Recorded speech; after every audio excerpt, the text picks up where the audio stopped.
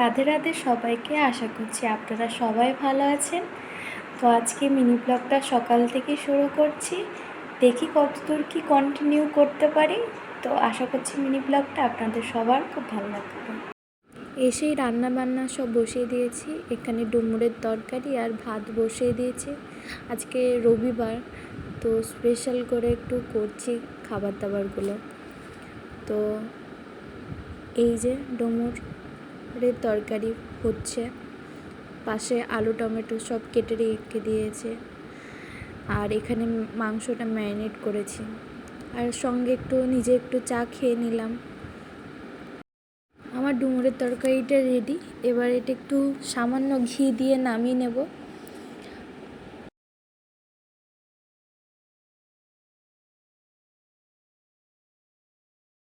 মাংসটা কষতে দিয়ে দিয়েছি, এবার কড়াইয়ে এটা হোক, একটু সামান্য জল দিয়ে এবার একটু ফুটিয়ে নেব।